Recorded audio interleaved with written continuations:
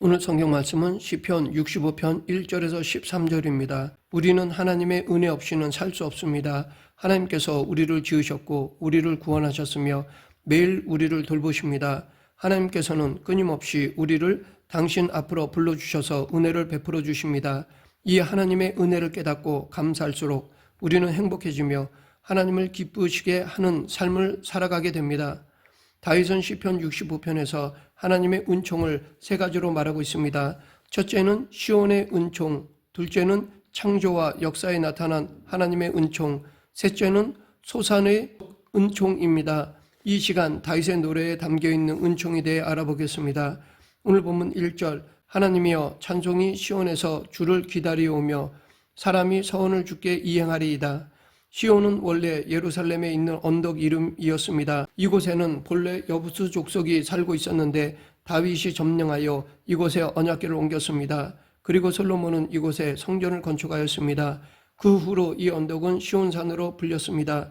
그런데 이 시온은 여호와의 성읍인 예루살렘과 동의어로 사용되었으며 때로는 이스라엘과 동의어로 사용되기도 하였습니다.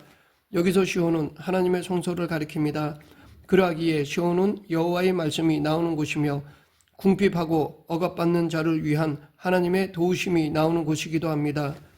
찬송이 시온에서 주를 기다린다라는 말은 하나님 백성들이 하나님께 찬송하며 경배드리기 위해 기다리는 모습을 나타냅니다. 우리가 예배드리기 위해 예배당에 모여 기다리고 있는 모습과 같습니다. 그러나 단순히 예배를 기다리며 앉아있는 것이 아니라 사모하는 마음으로 기다리는 것입니다.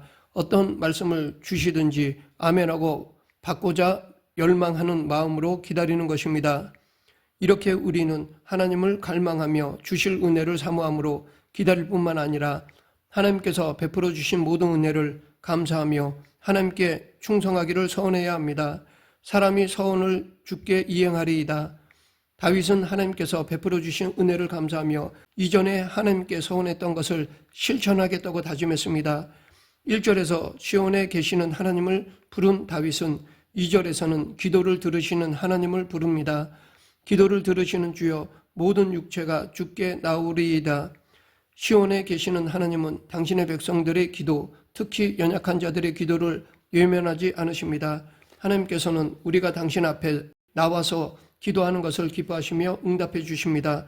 우리가 하나님 앞에 나와 예배와 기도를 통해 은혜를 받을 수 있다는 것보다 더 귀하고 복된 것은 없습니다. 그런데 우리가 하나님 앞에 나왔을 때 실제로 가장 먼저 깨닫는 것은 무엇일까요? 그것은 우리 자신의 죄입니다.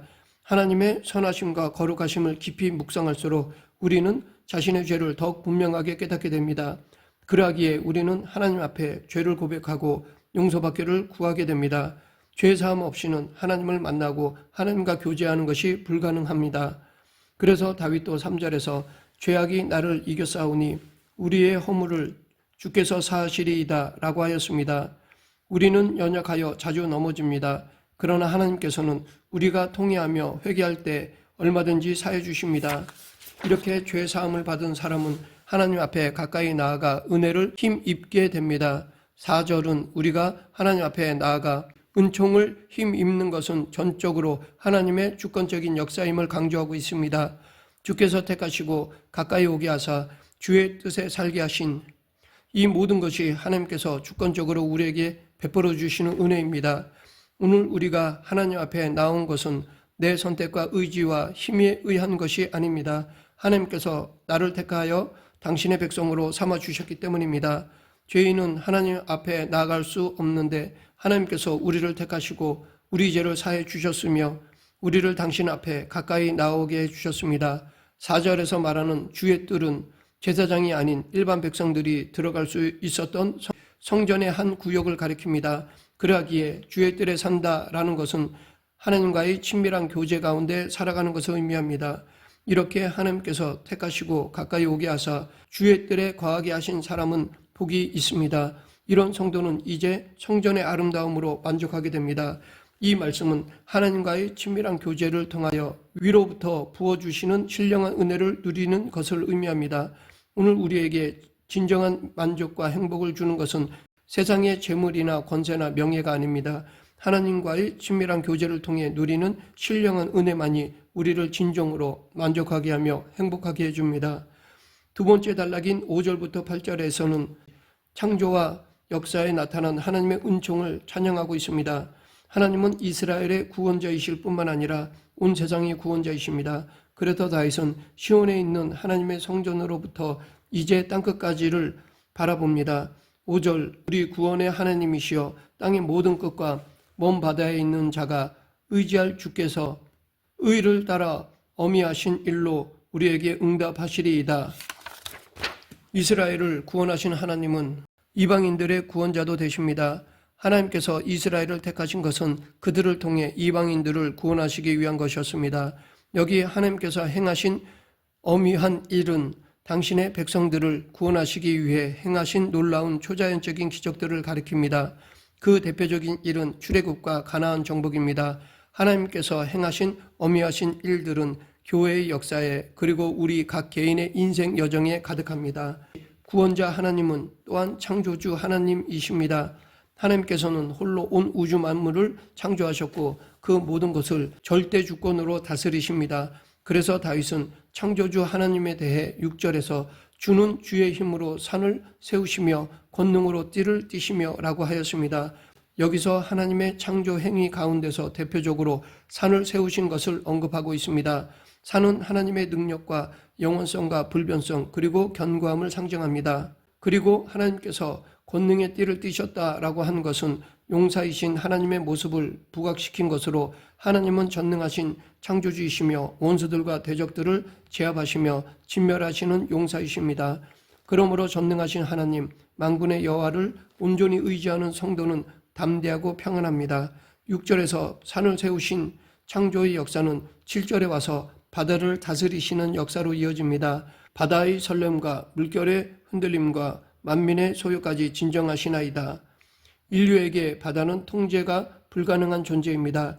인간의 놀라운 문명과 과학기술에도 바다를 제어할 수 없습니다.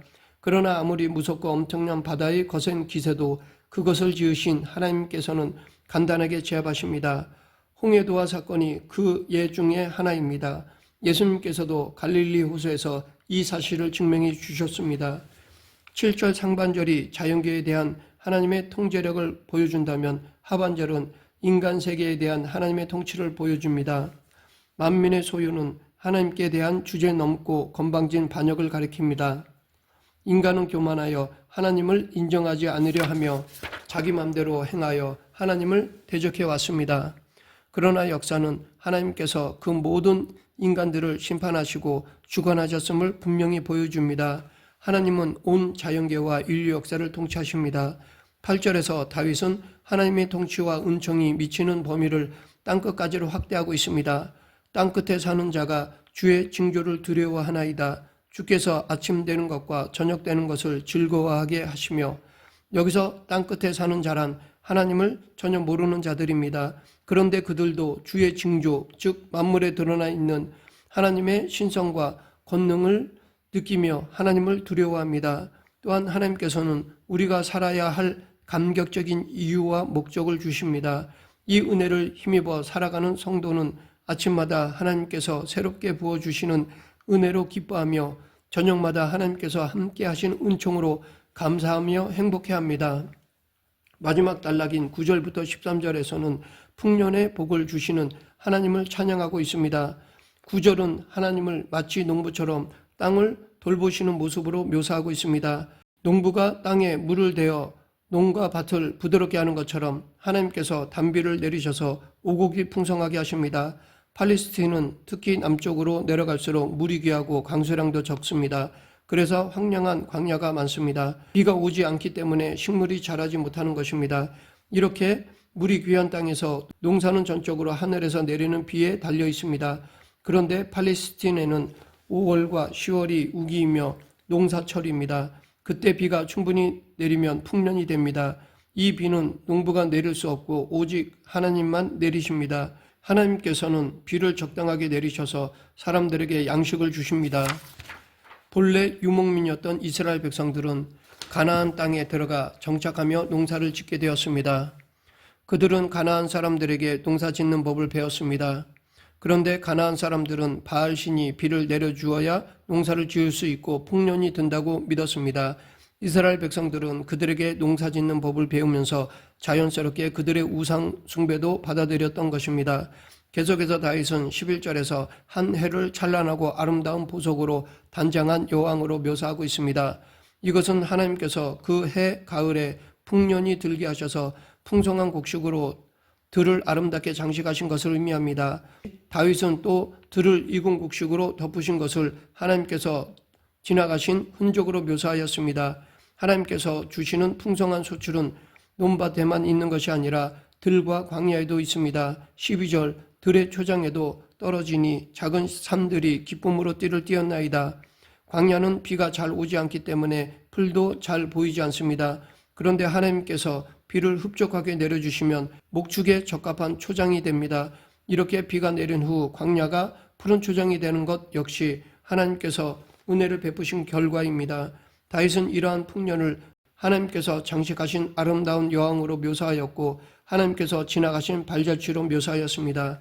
하나님께서 베풀어 주신 은혜를 감격적으로 아름답게 찬양한 것입니다. 하나님께서는 우리 인생도 이렇게 복되게 하십니다. 우리가 비록 광야 같은 세상에 살아가지만 하나님께서는 우리와 함께 하시며 풍성한 은총을 베풀어 주십니다. 말씀을 맺겠습니다. 시편 65편은 하나님의 은총이 온 땅에 충만하여 만물이 소생하며 풍성하게 열매 맺는 모습을 묘사하고 있습니다. 이 하나님의 은혜는 지금 우리의 삶에도 베풀어지고 있습니다. 그러하기에 우리는 모든 것을 하나님께 맡기고 오직 순종하며 충성을 다해 살아야 할 것입니다. 다윗의 시와 같이 풍성한 하나님의 은혜를 누리는 저와 여러분이 되길 간절히 축원합니다. 기도하겠습니다. 생사화복을 주관하시는 하나님 아버지, 한량없는 하나님의 은혜를 누리며 살아가는 저희 모두가 되게 하여 주시옵소서. 예수님 이름으로 기도드립니다. 아멘.